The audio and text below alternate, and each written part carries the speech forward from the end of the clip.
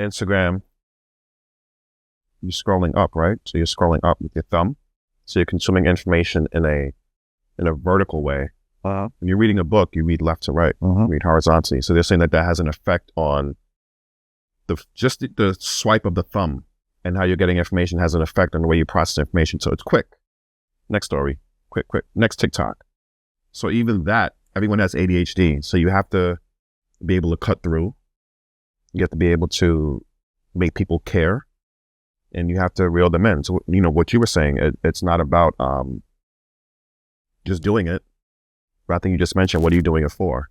And what's the end result? What's the end goal?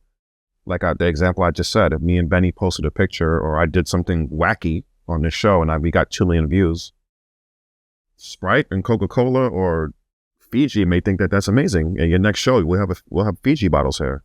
So it's about, what are you doing it for? So I want to say there's a way to make money off Instagram. I don't want to say it's not monetizable by the likes and the views, but there's a way to bring advertising. I want Benny's reach now. He can garner 2 million likes.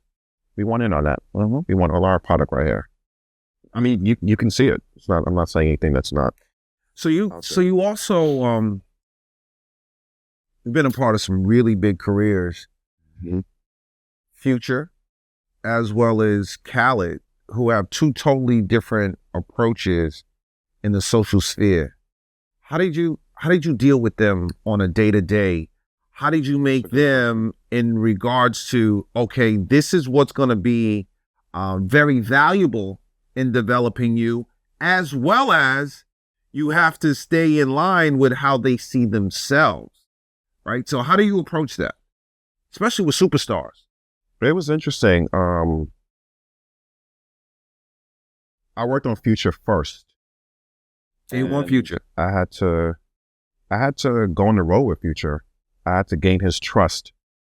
I had to travel with him. He had to see how I was as a person. He had to catch a vibe of me before he gave anything, meaning the things I want to do with him from a digital marketing standpoint. I had to vibe with Future for like maybe 6 months before I was able to maybe like take a picture of him, or like tell him like a cool idea, or do something. He had to like. So you was just around. Like, people don't understand. Still sneaking stuff. Like, no one has an idea about people like yourself who actually do the work, right? Because part of what the executive does is to stay absent in the really good ones. You don't know what they do. They're behind the scenes because that's the role that they need to do. But the story that you're intimating about what it even took for you to do the job, like, right? Because you can spend 6 months, but you can trash it all in 6 seconds. You may have to edit this out, but I remember I went to studio to meet Future, and I was past marijuana, and I said, no, and I smoked weed at the time. I said, no. And that was the best thing I could have done, because what was told me by his manager at the time was, if he was testing you to see if you smoked. I don't want my digital guy being high. So the fact that I didn't smoke when he offered it to me was something that helped me. It was a part of the process of me getting close to him. So hold on, you can't even let that go. A lot of artists try you and test you. See, what's really key though, professionalism always matter, because someone young, someone group might have got pulled in because they want to be around, not just do the job, right? But the artist is always watching because they want the best person around them. They got their friend, right? So you shouldn't, back to where we started this, right? You can't compromise who you are. I'm from the label. I'm not somebody from around his way, or right. I'm signed to this company for millions of dollars. I have to deliver a project, and my digital guy's passing it. So I knew that. I'm like, that's probably not a good idea. I've never smoked weed with an artist. Ever. I don't think so.